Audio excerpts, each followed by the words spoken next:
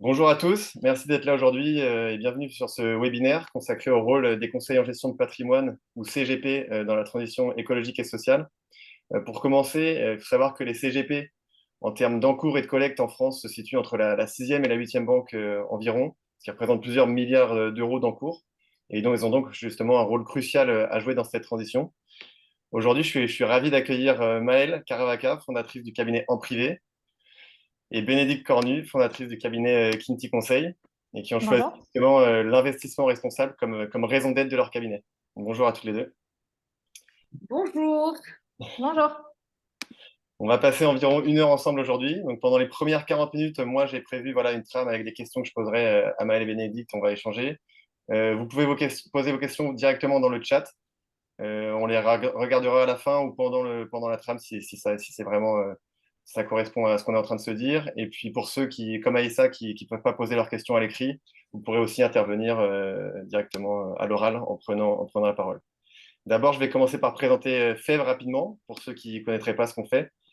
Donc Fève, c'est né de deux constats. Le premier, c'est que le modèle agricole productiviste est arrivé à bout de souffle aujourd'hui.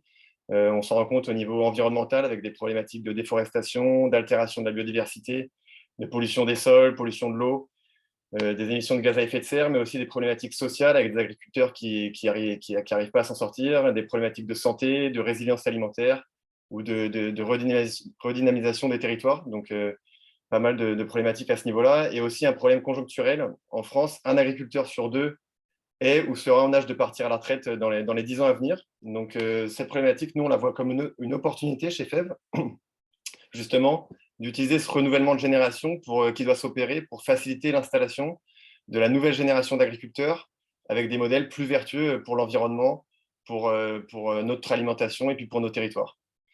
Donc, pour faire ça, on a utilisé deux leviers principalement. On a créé une foncière solidaire qui apporte justement une solution de financement à ces futurs agriculteurs via de l'épargne citoyenne, donc dans laquelle tout le monde peut investir, et qui lève justement ce premier frein à l'installation qui est le coût d'acquisition du foncier pour les jeunes qui veulent s'installer. Donc concrètement, on collecte des fonds auprès des particuliers, principalement, auprès des investisseurs institutionnels aussi depuis peu, et on achète des fermes partout en France qui sont louées avec option d'achat à des agriculteurs qui s'installent en agroécologie. Et le deuxième levier, on a créé une plateforme qui s'appelle Lagrange, qui rassemble des nombreux outils, des contenus, des guides, pour permettre justement à ces nouveaux agriculteurs de concrétiser leur projet d'installation, que ce soit avec FEV ou non d'ailleurs, mais en agroécologie. Donc il y a plein d'outils pour qu'ils puissent s'auto-former, échanger avec d'autres porteurs de projets, trouver une ferme, réaliser un prévisionnel financier. Donc c'est vraiment une plateforme d'accompagnement à l'installation en agroécologie.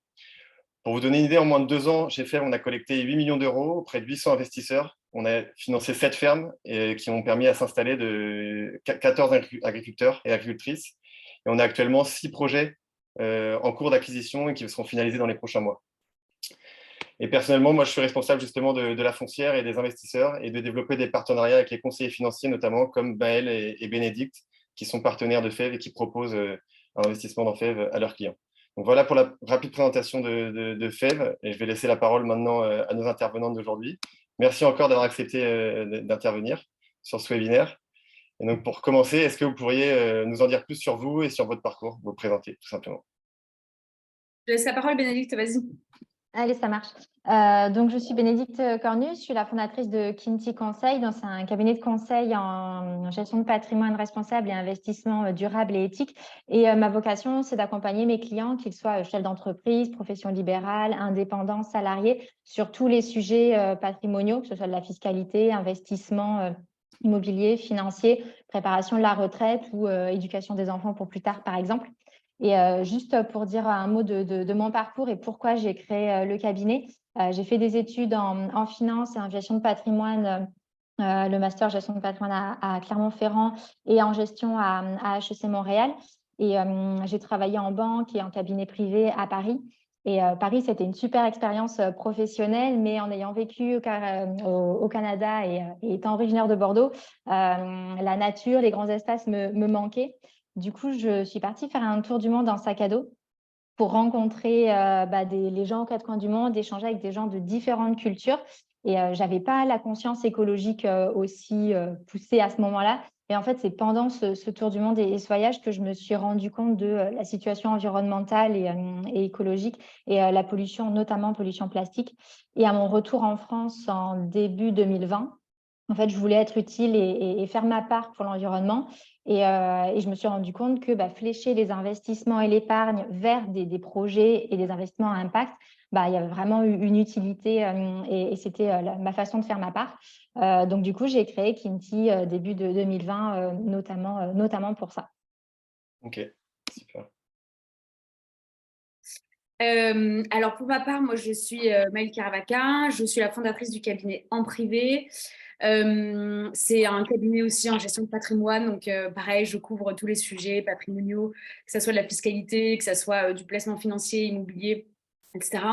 La particularité du cabinet, c'est également d'avoir construit toute son offre autour de l'investissement responsable et l'investissement à impact. Et donc aujourd'hui, moi, je m'adresse à une clientèle plutôt jeune, puisque la spécificité que j'ai, c'est d'aller les chercher sur les réseaux sociaux, puisque j'ai un compte Instagram, et donc ça fait partie de mon canal d'acquisition. Et ça me permet de m'adresser à une génération qui est très sensible et soucieuse des enjeux environnementaux et sociaux. Et donc aujourd'hui, ma clientèle est exclusivement adhérente au concept d'investissement responsable. Donc je ne fais que ça. Et en ce qui concerne mon parcours, en fait, j'ai 2 masters en fiscalité, gestion du patrimoine du particulier et fiscalité de l'entreprise. J'ai passé une partie de ma carrière, j'ai passé 10 ans en salarié dans des grands groupes de distribution, des plateformes que certains CGP connaissent à mon avis très bien. Donc, je faisais de la distribution en B2B et j'animais un portefeuille de conseillers en gestion de patrimoine, je distribuais des solutions. Et au bout de 10 ans, en fait, je me suis rendu compte qu'il manquait de l'utilité à tout ça. Et c'est en côtoyant des partenaires qui, eux, faisaient de l'investissement responsable que j'ai réalisé à quel point ça devait être évident, en fait, que la finance devait ressembler à ça, en tout cas flécher l'argent vers des activités positives. Et donc, en fin 2019, j'ai créé le cabinet en ayant uniquement cet axe en tête de valoriser l'investissement responsable et l'investissement impact, de m'adresser à une clientèle jeune et d'aller sur un canal digital pour justement aller chercher cette nouvelle génération. Voilà. Ok, hyper intéressant. Merci. Et donc, première question un peu générale pour vous deux. Quel est selon vous le rôle d'un CGP justement? Quel est son rôle d'aide aux clients? Qu'est-ce qui est général? Pour moi, c'est accompagner le client en fait et définir une stratégie globale. En fait, il part d'où, où est-ce qu'il veut aller, et ça peut être par exemple une stratégie de besoin de revenus ou de retraite dans X temps, financer un projet, l'éducation des enfants. J'ai aussi beaucoup ça en ce moment. Et du coup, on se dit, voilà, c'est ça l'objectif. Le patrimoine qui est aujourd'hui nécessaire, c'est ça. Qu'est-ce qu'on peut mettre en place comme solution? Toujours avec voilà, en tête que c'est des solutions à impact et avec des convictions. Et on accompagne en fait le client en lui disant ça peut être adapté, ça aussi, et lui montrer avantages, inconvénients de chaque solution pour qu'il puisse en fait avoir une feuille de route, se projeter et en fait être serein aujourd'hui sur les décisions qu'il prend, sur les montants. Et c'est voilà, l'accompagner. Moi, c'est vraiment ça en fait. CGP, c'est l'accompagner pour optimiser ses besoins et en cohérence avec ses valeurs et ses convictions, parce que chacun est vraiment différent. Donc, créer une stratégie adaptée et unique à chaque client. Ok.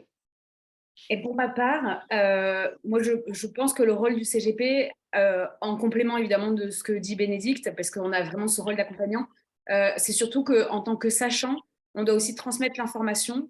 Et pour moi, on est un intermédiaire professionnel qui portons cette responsabilité de donner l'accès à des solutions à la fois performantes, mais aussi impactantes, puisqu'il ne faut pas oublier que l'argent qu'on vient collecter auprès des particuliers, des chefs d'entreprise, etc., c'est de l'argent qui vient dans le circuit économique et qui finance forcément notre économie.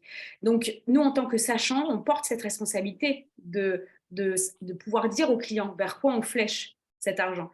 Donc, on a ce rôle de pédagogie, de transmission, pour que justement, avec la fameuse feuille de route dont parle Bénédicte, le client puisse prendre des décisions éclairées et sache effectivement que sur ses stratégies, en plus de ça, ça va être aligné avec ses convictions et l'idée qu'il se fait de l'investissement. Et donc, c'est aussi lever l'opacité.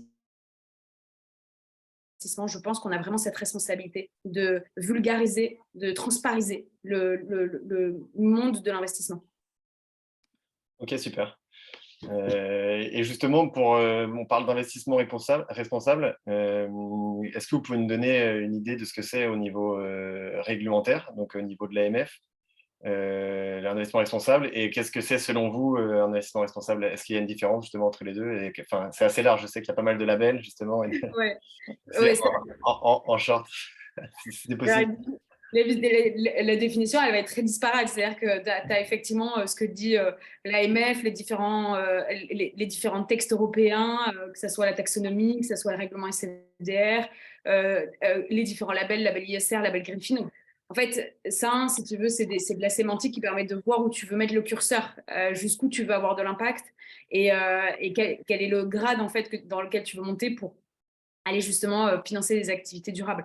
On va dire que l'investissement responsable, c'est surtout comment dire, allier la performance d'un investissement avec l'utilité environnementale et sociale, et donc prendre en considération des externalités négatives qu'il pourrait y avoir quand tu finances telle ou telle activité. Donc, c'est intégrer ces fameux critères ESG, les critères environnementaux, sociaux et gouvernance, quand tu vas sélectionner une entreprise. Et donc, voilà, après, dans l'investissement responsable, il y a beaucoup de greenwashing. Donc,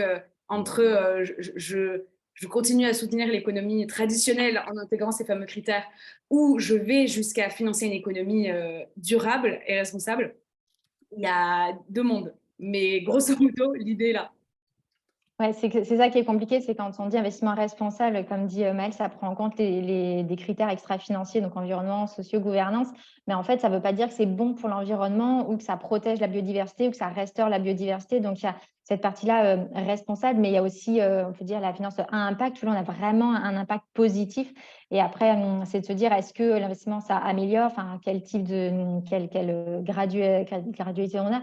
Et du coup, c'est ça qui est compliqué. Et il n'y a pas de définition, en fait, aujourd'hui, précise et unique de ce que c'est la finance responsable ou la finance durable. Chacun, que ce soit au niveau CGP ou société de gestion ou investissement, donne un peu sa définition et où est-ce qu'il met le curseur, comme disait Maëlle.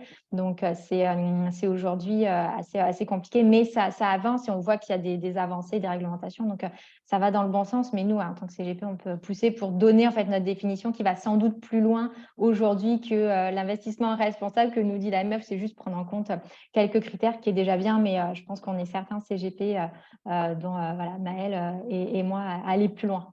Ok, ouais. Donc vous allez plus loin, que là. Ça, et justement, vous allez plus loin enfin, vous proposez quand même tout type d'investissement responsable. Vous allez vraiment justement axer sur des investissements qui, selon vous, ont plus d'impact et carrément refuser parfois des investissements qui, selon vous, correspondent pas, justement, sont pas assez impactants, n'ont pas un impact social ou écologique assez fort selon vous. Vous pouvez dire non, selon vous, c'est pas, même s'il est labellisé comme ISR par exemple, selon vous, ça remplit pas assez de critères pour pouvoir le proposer à un client.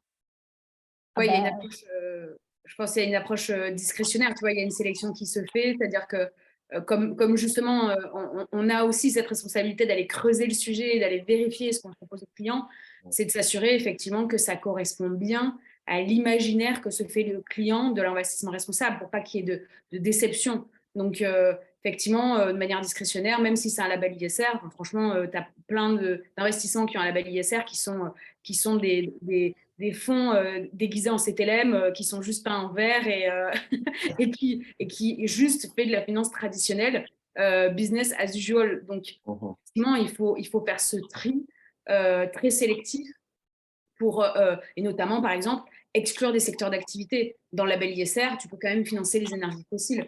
Maintenant, est-ce qu'on considère que financer le pétrole, le charbon, c'est faire de l'investissement responsable? Je ne suis pas certaine. En tout cas, les clients ne s'imaginent pas faire ça.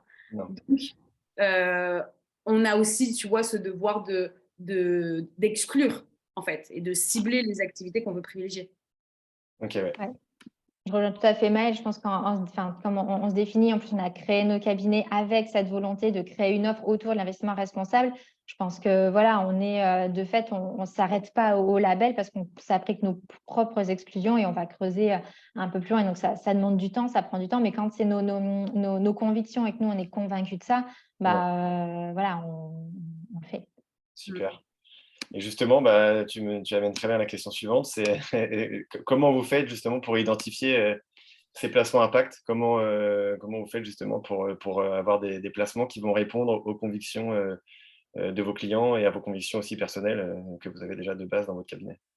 Il y a plusieurs leviers. Moi, le premier que j'irais, c'est et du coup, Maëlle le sait aussi, parce qu'on fait partie, enfin, je fais partie, Maëlle aussi, des AFR, les acteurs de la finance responsable. Et on est un groupe de CGP, du coup, avec les mêmes valeurs. Et c'est génial parce qu'en fait, on échange sur justement des produits responsables. On se donne notre avis, on se demande si on connaît. Donc, ça, c'est un super réseau pour voilà,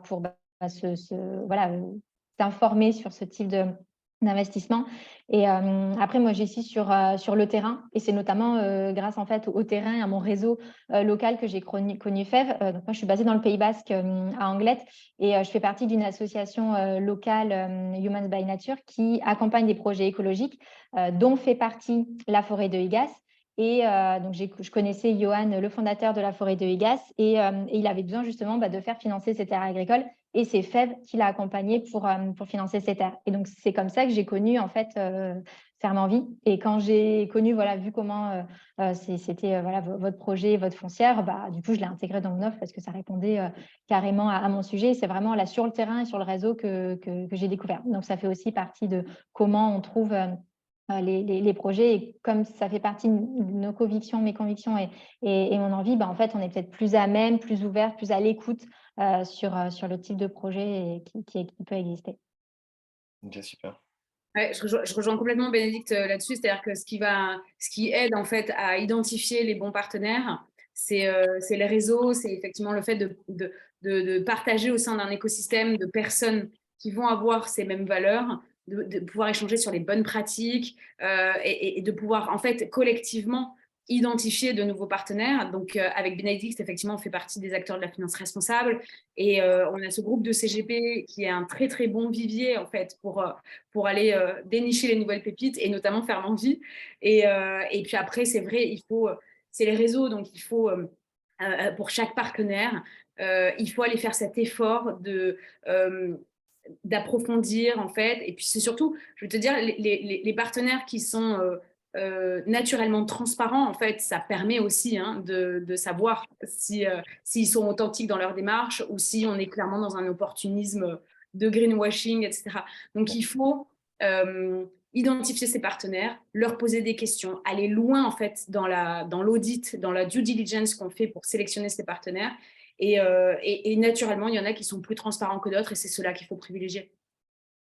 Ok, génial. Ouais.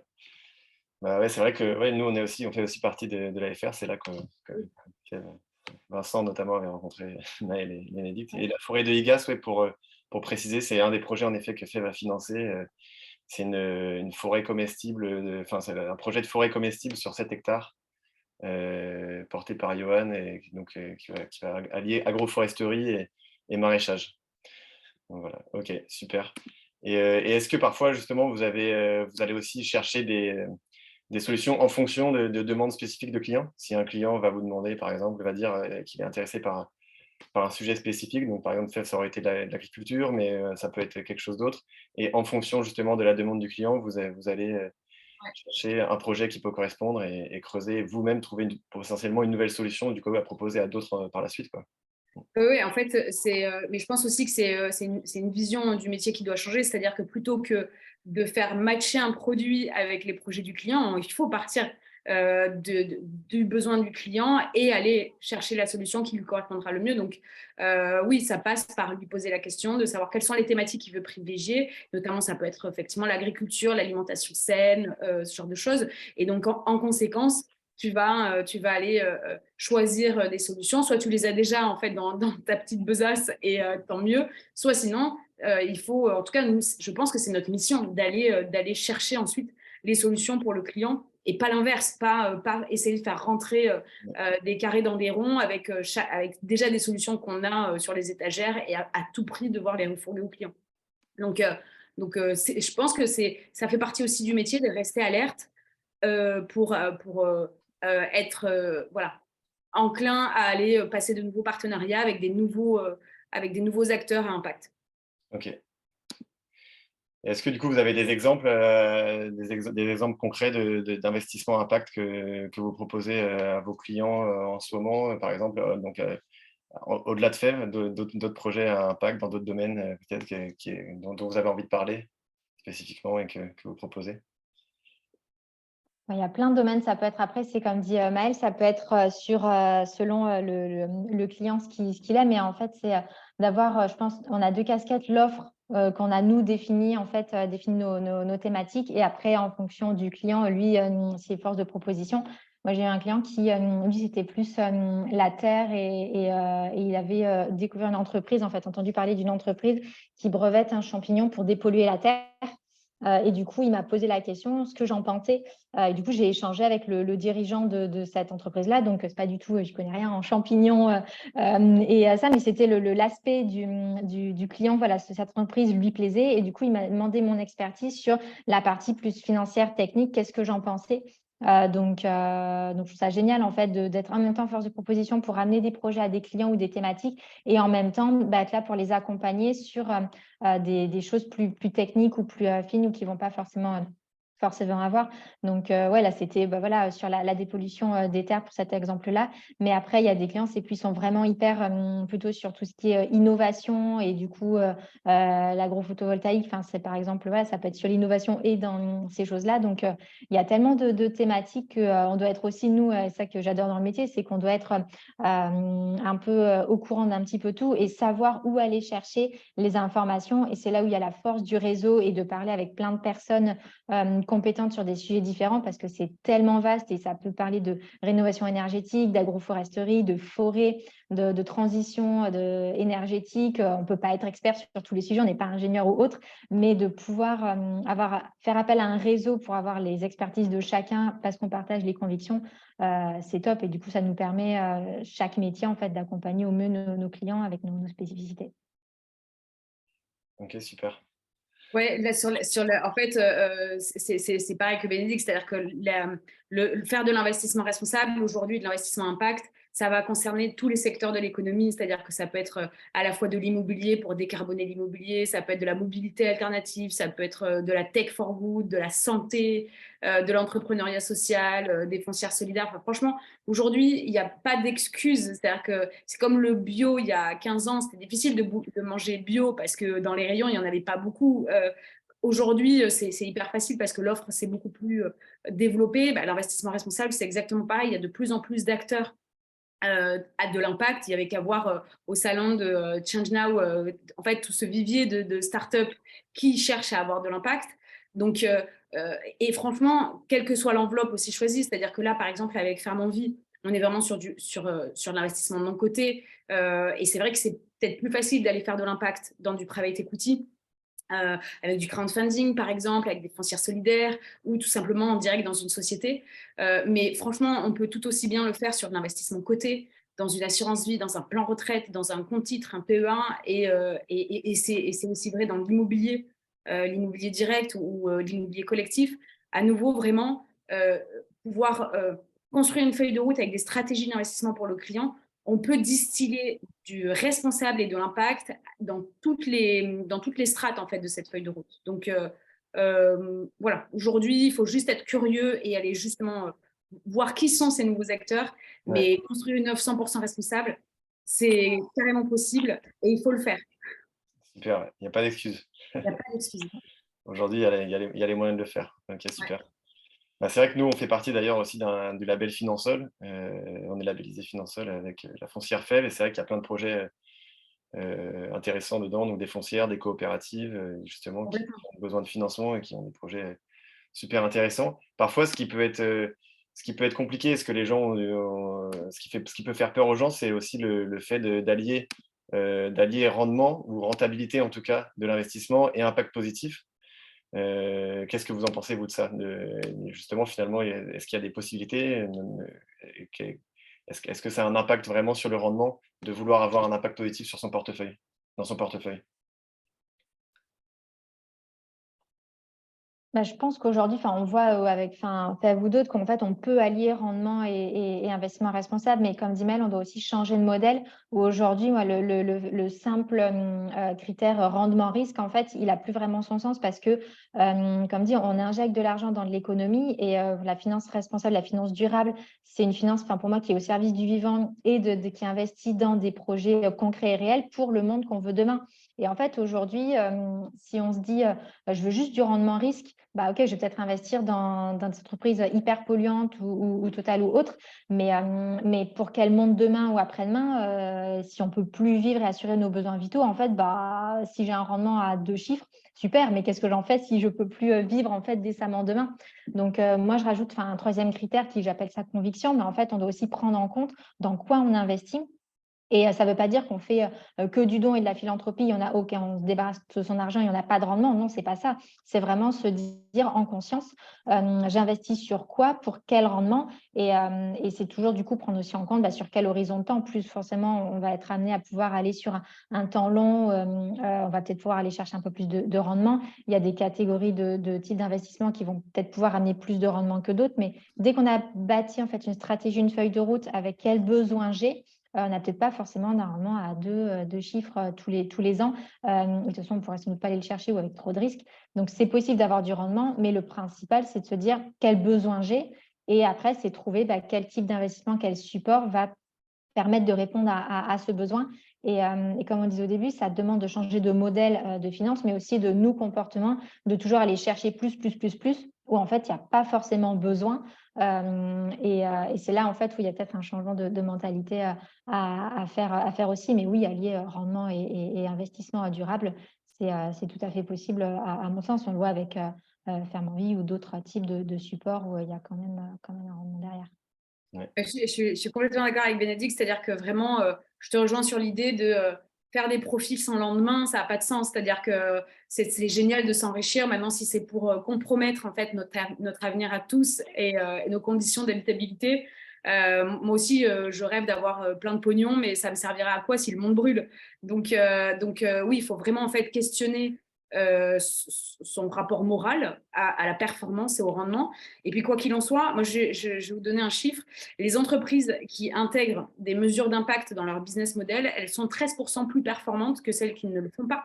C'est-à-dire qu'aujourd'hui, malheureusement, les pollueurs sont encore les grands gagnants de la performance, etc., par manque de réglementation, à mon avis.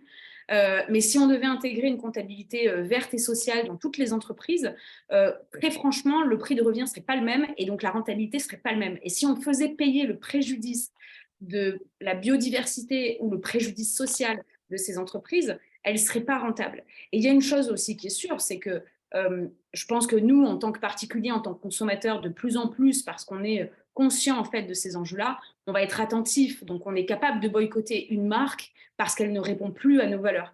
Eh bien, ça, c'est aussi le sens de l'histoire. Sur l'investissement, les entreprises qui auront plus d'impact positif seront mieux valorisées à la fois par le consommateur, sera aussi mieux valorisée par ses salariés. Et ben, mine de rien, c'est quand même l'outil de production et sera aussi mieux valorisé du coup par les investisseurs.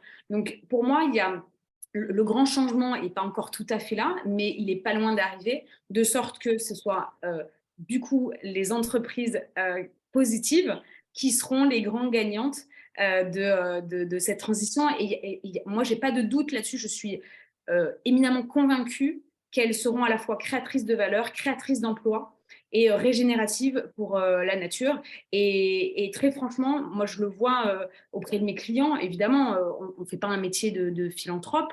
Donc, on est là aussi pour développer le patrimoine, pour accompagner l'enrichissement de nos clients. Maintenant, moi, j'ai des clients qui sont à la fois très contents de gagner de la performance, pas forcément à 2 chiffres, mais qui sont surtout très fiers de là où ils ont mis leur argent pour eux, pour l'avenir de leurs enfants. Et très franchement, cette émotion-là, qu'on n'avait peut-être pas il y a 10 ans quand on investissait. On n'était pas forcément très fiers d'ouvrir un contrat d'assurance vie ou très fiers d'investir dans une start-up. Aujourd'hui, il y a cette émotion-là positive qui permet de se dire, oui, en plus de ça, j'ai une contribution individuelle à ce grand changement. C'est Donc, clair. la confiance, elle est là aussi. Non, bah, super, ouais, c'est super intéressant. Et d'ailleurs, ça, ouais, bah, nous, on pense pareil, bien sûr, chez Ferme Envie, et c'est un parallèle même avec l'agriculture, où, finalement, avec un modèle où on a voulu aller chercher le plus de rendement possible pendant des dizaines d'années, et finalement, Fragiliser le. en Fragiliser les en sols fragilisant et les sols et les terres, et du coup, il y a des coûts finalement qui sont pas compris dans le prix de vente, mais qui sont énormes pour la société. Et Et oui, finalement, le parallèle est là, et c'est clair que c'est pour ça que nous, on favorise justement ces démarches aussi agroécologiques. Donc même si le bio, par exemple, et des produits vont être un peu plus chers, en avec des pratiques plus vertueuses, finalement le coût, derrière est beaucoup moins important, et finalement c'est le modèle productiviste qui devrait coûter plus cher c'est au sûr. final. Tu sais, c'est vraiment le principe de la prime du vice, l'économie du vice, c'est-à-dire que ça coûte plus cher à une entreprise de faire de bonnes choses, de payer justement ses salariés, d'effectivement faire attention à ses externalités environnementales. Ça lui coûte plus cher qu'une entreprise qui veut juste faire du profit. Sauf que, à nouveau, la réglementation, elle intégrerait en fait ces externalités négatives. Le paradigme serait totalement différent en fait. Et le modèle productiviste qu'il y a dans l'agriculture, il fragilise, du coup, on le voit sur les 50 dernières années, ça fragilise notre sécurité alimentaire aujourd'hui parce que artificialisation des sols, parce que pollution, parce que la terre n'a pas le temps de se régénérer. Et en fait, on court à notre perte en fait d'être trop performant. Non, c'est clair. Et c'est un modèle complètement biaisé parce qu'en fait aussi l'agriculture enfin intensive et classique en fait elle est aussi subventionnée et du coup en fait les prix sont pas les vrais prix en fait du coup ça coûte moins cher mais ça vit sous subvention donc c'est pas pérenne forcément non plus et donc ouais, c'est assez biaisé par rapport aux consommateurs et on ne dit pas aussi que tous les services, ce qu'on appelle écosystémiques, donc tout ce que la biodiversité nous rend, qui nous permet, de cultiver, nos terres, dépolluer l'eau et cetera. Tous ces services que la nature nous rend, c'est pas du tout pris en compte dans le prix dans le prix d'un produit et en fait ça, toute cette valeur-là, en fait, si elle était valorisée, c'est supérieur au PIB mondial et s'il y a plus de biodiversité, qu'on parle beaucoup de déclin de biodiversité, s'il y a plus de biodiversité, il y a plus de régulation du climat, il y a plus de dépollution de l'eau. On respire grâce, majoritairement aux océans. Si demain il y a plus d'océans, en fait, on peut plus respirer. Mais ça, c'est pas valorisé, en fait. Donc c'est vraiment biaisé par rapport au prix aujourd'hui et comme dit Mel, c'est sans doute lié aussi à une réglementation et un système qui est, ce qu'il est aujourd'hui et qui a sans doute besoin de changement. Mais Ouais. il y a plus de 90% de notre économie qui tourne sur nos ressources naturelles. Donc, se passer de ressources naturelles, c'est fragiliser à nouveau nos conditions d'habitabilité. Ça va toucher la santé, il va y avoir des questions de santé publique, ça va toucher évidemment la sécurité alimentaire, les bâtiments, en fait, les infrastructures, l'assainissement de l'eau, l'immobilier. Enfin, et donc tout ça est totalement interconnecté. Il faut vraiment prendre conscience que c'est la nature qui nous a permis de construire cette civilisation. Non, c'est clair. Mais ce qui est intéressant de voir, c'est que ouais, donc forcément, il y a un peu de retard à ce niveau-là, mais de voir des cabinets comme vous justement qui sont orientés sur ces sujets-là, au-delà de le faire par conviction, ça va finalement devenir, en tout cas, je l'espère rapidement, finalement un intérêt aussi de l'être, parce que sinon les clients vont plus être intéressés pour être conseillés par des conseillers qui ne prendront pas en compte ces enjeux-là. Donc ça, finalement, les deux vont se rejoindre, l'impact et l'aspect économique, parce que forcément, on commence à se rendre compte, on s'en rend compte depuis de nombreuses années, mais là, on arrive à un point où voilà, il faut que les consommateurs soient alignés au niveau de ce qu'on consomme, au niveau de d'où on place notre épargne. Donc c'est intéressant de voir que ça peut être aussi une opportunité pour des conseillers de se différencier justement et de trouver une nouvelle clientèle qui en a marre de ne pas savoir à quoi sert son argent et ce qu'elle finance. Donc finalement, vous êtes dans un bon créneau aussi à ce niveau-là. A priori, c'est sûr que c'est pas. Moi, j'ai le sentiment que c'est pas une thématique qui va disparaître. Moi, j'adorerais que ce que je fais en fait n'est plus, voilà, j'ai plus besoin de le faire dans les 10 prochaines années. Ça serait génial. J'ai quand même le sentiment qu'il y aura de plus en plus de gens qui vont avoir cette conscience écologique. Il va y avoir de plus en plus de gens à accompagner pour les aider à investir responsable. Et donc, bien sûr, pour tous les cabinets, pour tous les CGP, mais évidemment. prenez en main ce sujet qui est crucial déjà pour nous en tant qu'individus, en tant que société, et puis du coup, pour apporter de la modernité en fait et de la comment dire et des réponses pour vos clients à ces enjeux-là, évidemment. Ah ouais, super, bah merci, très intéressant.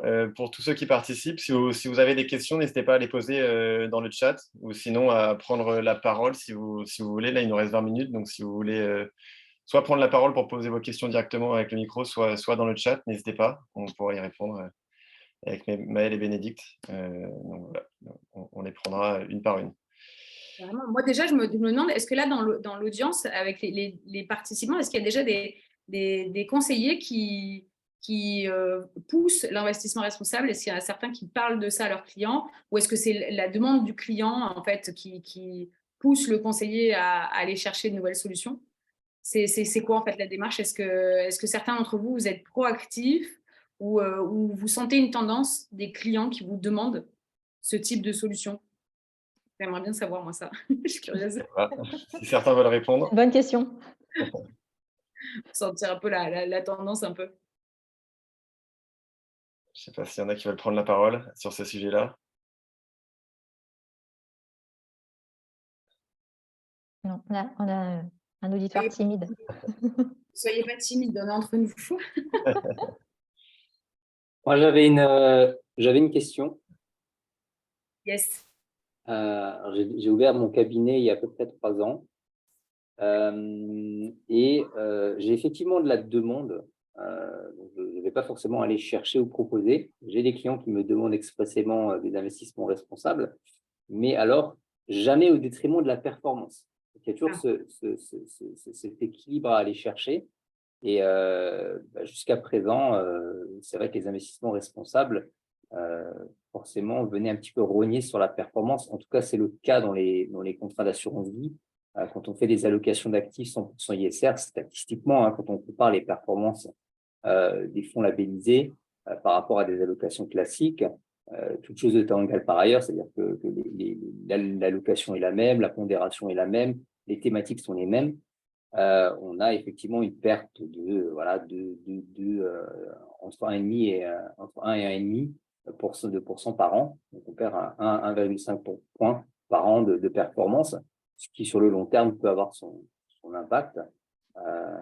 Voilà, tout simplement un petit retour d'expérience, c'est pas forcément une question, mais j'avais eu la conversation quand on a eu le premier échange sur la performance des fonds proposés. C'est vrai que aujourd'hui, ce que les gens cherchent, c'est effectivement d'investir de manière responsable, mais de le faire dans une démarche qui va permettre de quand même répondre à leurs objectifs en termes de patrimoine, quoi, simplement. Parce qu'on reste dans de la gestion de patrimoine.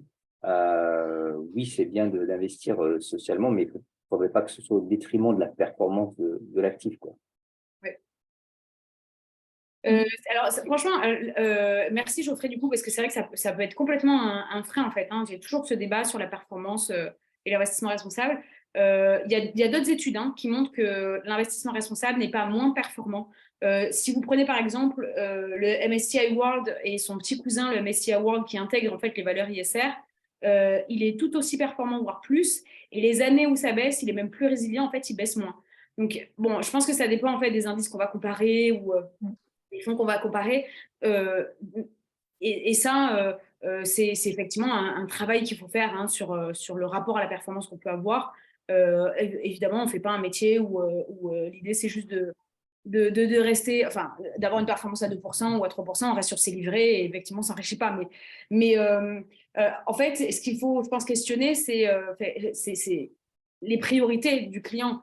Comme on disait tout à l'heure, c'est oui, gagner 1 point de plus de performance, évidemment, sur le long terme, ça peut avoir une incidence. Mais à nouveau, gagner 1% de performance pour financer des entreprises comme Amazon, Total Energy, Coca-Cola, qui sont en fait des gros contributeurs à la pollution mondiale, est-ce que ça vaut, en fait, est-ce que la performance doit nous coûter la nature, doit nous coûter la planète? En fait, est-ce que s'enrichir doit nous coûter la survie? Parce qu'en plus, ce n'est même pas une question de planète, parce qu'à la limite, la planète, elle s'en remettra.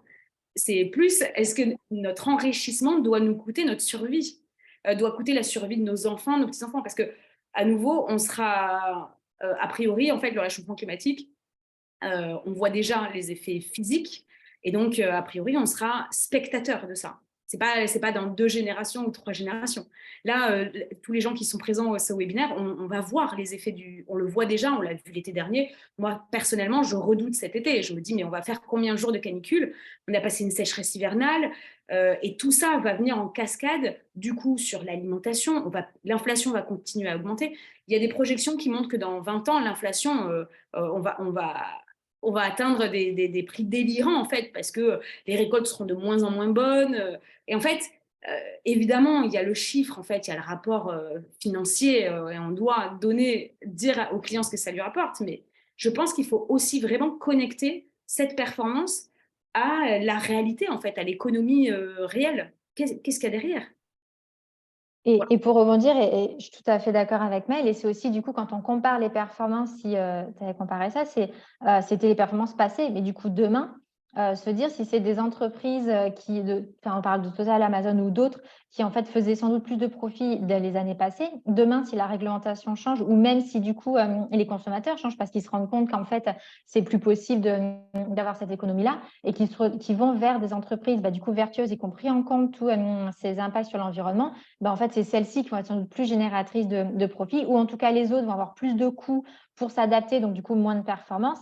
Et donc, en fait, je pense que en fait, là, c'est ça touche aux convictions personnelles et donc sans doute au CGP, ce qu'il explique aux clients et après, bien sûr, aux clients. Mais du coup, quand je parle d'investissement responsable, pour moi, c'est vraiment du long terme, et c'est de se dire demain, quelles entreprises vont sans doute être et les plus performantes, mais aussi du coup les plus adaptées pour conduire à vivre et notre environnement. Et donc du coup, moi je pense personnellement qu'elles seront en fait plus vertueuses et sans doute plus performantes que des entreprises aujourd'hui polluantes qui étaient sans doute, oui, les plus rémunératrices par le passé. Mais demain, pour moi, ce sera pas ça en fait. Donc du coup, mais c'est aussi du coup un discours et compliqué à faire entendre aux clients. Et c'est aussi le monde qu'on veut demain et qu'on pense qu'il va être demain. Donc on n'a pas de boule de cristal, on ne sait pas. Mais du coup, moi, c'est cet enjeu-là aussi que je vois dans l'investissement responsable. Ouais, donc on revient au final sur les convictions aussi de chacun et la vision du monde de demain qu'on veut et comment y arriver, quoi. Ok, très bien.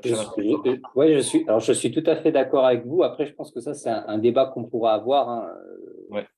C'est pas l'objet de la conversation. Les politiques d'exclusion des entreprises polluantes d'aujourd'hui, c'est pas forcément la meilleure stratégie au niveau des politiques de soutien de transition écologique. Encore une fois, c'est débattable. On a des hommes politiques et des économistes qui justement prônent le soutien des pollueurs d'aujourd'hui pour qu'ils arrivent à cette transition au sein de leur structure en interne. Parce que si vous mettez en opposition, si vous voulez, des acteurs actuels de l'économie ancienne versus des acteurs nouveaux, ça va prendre très longtemps avant d'arriver à cette transition écologique. Alors que si vous impliquez les acteurs d'aujourd'hui qui sont les pollueurs dans la transition écologique à travers des programmes de soutien financier et autres, on arrivera peut-être plus rapidement à remplir nos objectifs que de travailler sur des politiques d'exclusion et d'opposition. C'est un débat, ça pourrait faire l'objet d'un webinaire à part entière Ouais. par rapport à l'engagement actionnarial et tout ça. Mais après, c'est aussi comment on finance. Est-ce qu'on finance, alors je prends l'exemple de Total, s'il est assez parlant. Est-ce qu'on finance Total sur tout ce qu'il fait quand on voit qu'il fait encore des EACOP ou qu'il ouvre une fois, je crois que c'est un par mois de projets d'extraction d'énergie fossile, où là, on sait qu'il faut, c'est le GIEC qui dit, c'est pas mal qu'il faut arrêter. Oui, OK pour l'accompagner dans la transition, mais alors au travers de financements spécifiques via des obligations vertes ou d'autres choses où c'est vraiment fléché vers une transition vers les énergies vertes. Parce qu'aujourd'hui, quand on fait ce que fait pas forcément Total, en fait. Donc oui, ça pourrait faire l'objet d'un webinaire à part entière. Et oui, c'est pas sans doute exclure en totalité, c'est accompagner, mais du coup, accompagner via la finance, mais comment? Et du coup, vers les bons moyens. Là, c'est une des solutions dont je parle. Il y en a sans doute d'autres, mais c'est un très bon point. Oui, c'est un débat entre le best in progress, celui qui va prendre des engagements pour effectivement faire cette transition, à quel point ces engagements sont crédible, réaliste, à quel point la démarche est authentique, ou alors finalement exclure ces gens-là pour aller directement valoriser les entreprises qui, elles, intègrent directement dans leur ADN des éco-activités. C'est sûr que ça, c'est un débat euh, d'idées idéologiques et chacun trouve l'impact qu'il souhaite. Moi, pour ma part, je suis pas adepte du best in progress, du meilleur effort. Je suis pas du tout adepte parce que l'urgence est telle qu'on ne peut pas se permettre de prendre du temps, de voir si ces acteurs-là, dans 15 ans, vont changer, d'autant plus que tu prends l'exemple, Bénédicte, de Total Energy. La volonté clairement affichée n'est pas de massivement financer les énergies renouvelables, mais plutôt effectivement continuer à avoir des projets climaticides. Donc non, moi je ne crois pas du tout à cette approche du best in progress qui est trop peu, en fait, qui sera trop peu impactante. Je préfère soutenir des entreprises émergentes qui seront les entreprises du turfu. Voilà. Ok. Tout à fait. Ouais, non, je suis d'accord aussi, hein. Je pense que la conclusion et la finalité, de toute façon, est la même, hein. Aujourd'hui, en tant que conseiller en gestion de patrimoine, notre rôle, c'est pas forcément d'imposer nos convictions personnelles sur nos investisseurs, c'est de leur proposer un panel de solutions d'investissement responsable, et ce sera à eux de prendre la décision. Plus on a de solutions disponibles pour les clients, mieux ce sera, quoi. Ouais, exactement, c'est ça. Merci Geoffrey. D'ailleurs, Geoffrey qui nous a rejoint récemment aussi, enfin, qui est partenaire de FEV, qui veut. Ouais. Excellent. Parce que ouais, bah non, c'est hyper intéressant. Et du coup, il y a quelques questions qui sont arrivées. Donc il y a Eileen qui dit que c'est très intéressant et que parfois c'est compliqué de se retrouver dans tous les labels. C'est possible, mais qui est contente d'avoir les infos sur l'AFR. Et Brice qui dit que ouais, ce qui est compliqué aussi, c'est de rester dans les clous au niveau réglementaire et de bien cadrer la notion de risque quand on investit sur ces sujets-là. Donc, et puis Eric qui nous demande aussi si la certification AMF Finance Durable, elle est pour vous nécessaire. Alors, je crois qu'elle n'est pas obligatoire pour exercer, au contraire de juste la certification AMF qui est obligatoire, mais pour moi, si on se définit, en tant qu'on veut faire de l'investissement responsable, on passe l'AMF Finance Durable parce que ça permet, et sans doute demain, elle sera obligatoire. En fait, aujourd'hui, je pense que l'AMF l'a mis, elle est possible de le passer, mais je pense que demain, elle sera sans doute obligatoire. Donc, tant qu'à faire, autant, même si elle n'est pas aujourd'hui obligée, autant la passer, en fait, si c'est dans nos convictions. Voilà, c'est… Ouais. Ouais, complètement. Ok, super. Et moi, ouais, du coup, pour préciser sur FEV, d'ailleurs, parce qu'on a dit que FEV, ça pouvait être un investissement où il y avait de la rentabilité. Nous, par exemple, voilà, on a l'agrément ESUS, une entreprise solidaire d'utilité sociale, qui nous permet de faire bénéficier à nos investisseurs d'une réduction d'impôt de 25%. Donc ça, c'est vrai qu'il y a ces réductions d'impôt aussi liées aux ESUS qui peuvent avoir un impact fort, qui sont pour le coup des mesures réglementaires, mais qui peuvent aider à flécher des investissements vers des projets à impact, puisque nous, voilà, on bénéficie de ça forcément, et ça nous permet de collecter d'autant plus et de réunir d'autant plus de collectes parce qu'on a cette réduction d'impôt, donc cette incitation fiscale, et aussi une exonération de l'IFI pour ceux qui détiennent des parts de la foncière, en plus du rendement qu'on arrive à proposer. Nous, on a un objectif de revalorisation de la part des actionnaires de la foncière FEV de 2 à 3% par an. Donc, en plus de ça, on a cette incitation fiscale qui permet voilà, de réunir plus de fonds et de flécher des fonds vers des investissements de ce type. Donc, je ne sais pas si vous avez d'autres exemples que FEV de ce type-là que vous proposez, par exemple, qui bénéficient aussi d'incitations fiscales et justement qui permettent de flécher. Ouais. Oui, par exemple, sur les opérations de crowdfunding, quand tu investis au capital d'une entreprise et que tu achètes des actions de nos côtés, tu as effectivement aussi cette réduction d'impôt de 25% du montant investi. Et là, en plus, potentiellement, il y a le risque qui va avec, hein, mais potentiellement, ça peut être aussi très rémunérateur.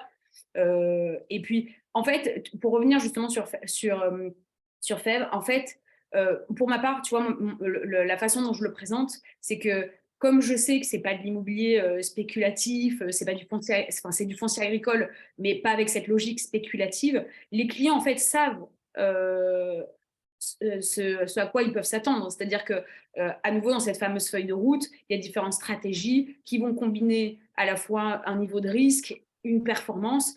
Ferme Envie permet d'avoir plutôt une approche défensive de l'investissement, c'est plutôt sur un profil défensif. Et c'est surtout la thématique qui, je pense, qui réjouit les clients de se dire, ah bah voilà, c'est une thématique agricole, etc. Il y a la réduction d'impôts qui peut être hyper intéressante. Il y a surtout l'exclusion IFI aussi pour des clients très fortunés qui ont envie d'avoir, en fait, faire de l'immobilier avec un peu plus de sens. Donc pour moi, Ferme Envie, c'est comme une SCPI, mais avec le sens en plus et l'utilité environnementale et sociale. Et du moment que c'est bien expliqué au client et que là, pour le coup, il sait qu'il ne va pas faire du 10% par an, c'est fine. Par contre, et en plus, c'est plus risqué pour le coup, c'est moins risqué que d'autres. Exactement. Il sait que sur ce couple rendement risque, quand tu vas chercher du 10% par an, il y a aussi une perte potentielle, partielle ou totale du capital. Donc, c'est aussi là où nous, on est censé pondérer, en fait, calibrer les tickets d'investissement. Et très franchement, intégrer Ferme Envie dans son offre, ça a vraiment du sens pour plein de clients, pour des clients fortunés, pour des clients qui vont être sensibles à la thématique, pour des clients qui cherchent à avoir un petit effet fiscal sur la réduction d'impôts, ou pour ceux qui ont un profil défensif. Enfin, vraiment, ça coche plein de cases en complément d'autres stratégies. Ouais, parce que ça reste du coup un plateforme quand même de diversification. Exactement. C'est exactement ce que j'allais dire, c'est ça, on fait de la finance durable avec ces convictions-là, mais ça reste quand même aussi, on fait quand même de la diversification, donc dans un portefeuille diversifié, un patrimoine diversifié, Ferme Envie a toute sa place. Et sur la même thématique, on a aussi par exemple des forêts, on peut aussi investir sur des forêts pour tout l'aspect environnemental que ça, et je trouve que c'est hyper complémentaire avec Ferme Envie dans cette catégorie plutôt liée à la terre, à l'immobilier, mais non spéculatif, avec l'impact environnemental, sociétal et que ça nous rend. Donc, c'est hyper important. C'est une brique, en fait, dans le patrimoine et entourée dans tout la globalité. Et en plus, Ferme Envie coche la case, sociétale, avec du coup l'installation d'agriculteurs qui est en transition agroécologique. Donc, il y a aussi des histoires de vie derrière qui sont hyper concrètes et hyper réelles, quoi. Ouais, ça c'est vrai que c'est très très cool. En fait, c'est réjouissant de voir ces agriculteurs s'installer. Il y a vraiment toutes les histoires. Moi, par exemple, il y a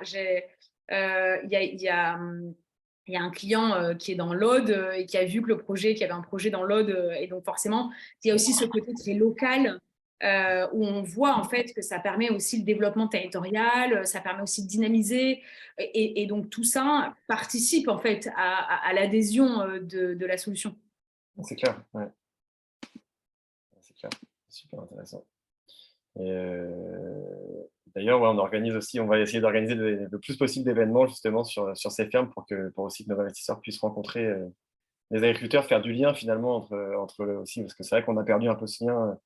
C'est parfois aussi pour ça qu'on ne fait pas attention parfois à notre épargne et que globalement, on a perdu un peu de lien avec la terre et d'où viennent nos produits. Et c'est vrai que c'est La terre et l'humain, et remettre l'humain, c'est vraiment du contact humain, et que ce soit et pour trouver des projets, c'est vraiment échanger avec les gens et remettre l'humain au cœur de tout ça en fait. Et du coup, Ferme Envie répond à tous ces critères. Je pense que ça, plus on va grandir et plus on aura un impact fort à ce niveau-là aussi. Créer du lien avec une grosse communauté d'investisseurs d'un côté et d'agriculteurs engagés de l'autre aussi. Donc, il y aura plein de belles choses à faire à ce niveau-là. Clairement, longue vie à Ferme Envie. Merci de me soutenir en tout cas. Et puis après, il y a Gaëtan qui réagit, qui dit que c'est compliqué de faire sans les plus grandes entreprises pour revenir sur le débat d'avant. Et c'est vrai que ça, c'est un débat qui peut être en effet qui peut prendre un certain temps. Parce que Total a les moyens de racheter les startups vertes. Donc c'est vrai que c'est un débat pour le coup assez. Oui. Moi, je souhaite plus profond de moi-même que Poupou, que Stéphane Pouyanné ait d'un coup une fulgurance écologique et se dise tiens, finalement, Total Energy deviendra Green Energy. Et vraiment, je nous le souhaite parce que c'est une entreprise comme ça qui nous condamne. Et c'est sûr que le jour où des boîtes comme ça font un shift énorme, elles auront un impact incroyable. Donc, je nous le souhaite. Il se trouve que pour l'instant, Stéphane Pouyanné n'est pas particulièrement écolo dans l'âme. Il le dit au micro, il le dit même dans les couloirs. Donc, certes, comment dire, par démagogie, par politiquement correct, il va avoir un petit mot sur les énergies renouvelables. Enfin, les énergies renouvelables de Total Energy, ça représente que 7% du chiffre d'affaires. C'est-à-dire qu'il y a quand même 93% du chiffre d'affaires qui finance notre déclin plutôt que financer l'avenir. Donc,